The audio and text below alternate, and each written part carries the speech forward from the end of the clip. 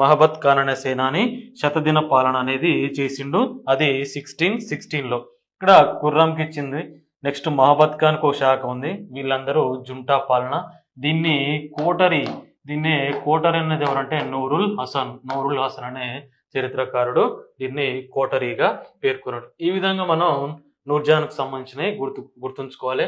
ఈమె ఆ తర్వాత తన పేరు మీదుగా నూర్జహాన్ నాణ్యాలు కూడా ముద్రించింది. నూర్జహాన్ తన పేరు మీదుగా నాణ్యాలను ముద్రించింది. మెహర్ అనేది మొఘళ్ళ కాలం నాటి బంగారు నాణ్యం. మెహర్ అనేది మొఘళ్ళ కాలం నాటి బంగారు నాణ్యం ఆమె పేరు మీదుగానే ముద్రించింది. అంటే అన్ని శాఖలు తన దగ్గర ఉంచుకొని కుటుంబ పాలన, జుంటా పాలన జరిపించింది. ఇక్కడ ఎవరిని డిఫాక్ట్ అంటే నామమాత్రంగానేమో జహాంగీర్ ఉన్నాడు, వాస్తవ పరిపాలన మాత్రం నూర్జహాన్ కొనసాగించింది. ఈ విధంగా గుర్తుంచుకోవాలి. జుంటా పాలననే కోటరీ అంటారు. కోటరీ అన్నది నూరుల్ హసన్ అనేట ఆయన చరిత్రకారుడు. దీంట్లో గియాస్ బేగ్, అస్మద్ బేగ్, అసఫ్ ఖాన్, ఖుర్రం, మహబత్ ఖాన్లు ఉన్నారు. నూర్జహాన్ తన పేరు మీదుగా నాణ్యాలను ముద్రించింది. అది మెహర్ అనే నాణ్యం. ఈమె అసలు పేరు మెహరున్నిసా పేరు మీదుగా మెహర్ అనేది గుర్తుంచుకోండి. ఆ తర్వాత చివరికి జహాంగీరు తన స్మృతులలో విచారం వ్యక్తం చేస్తూ ఏమన్నాడంటే 3 ఎమ్ముల కోసం 3M అంటే ఇక్కడ మనం ఒక ఎమ్ మగువ మాంసం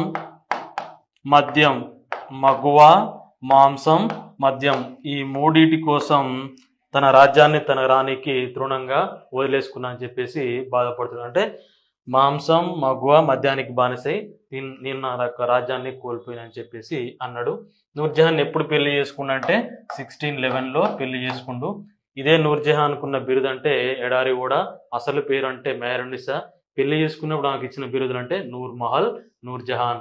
ఈమె భారతదేశంలో తొలిసారిగా అత్తర్ నుండి సెంటు తయారు చేయడం, నెక్స్ట్ ఎంబ్రాయిడరీ తయారు చేయడం, ఇట్లాంటి అన్నిటినీ ఈమె భారతదేశంలో తొలిసారిగా ప్రవేశపెట్టింది. ఇదొక అంశం. నెక్స్ట్ మనకు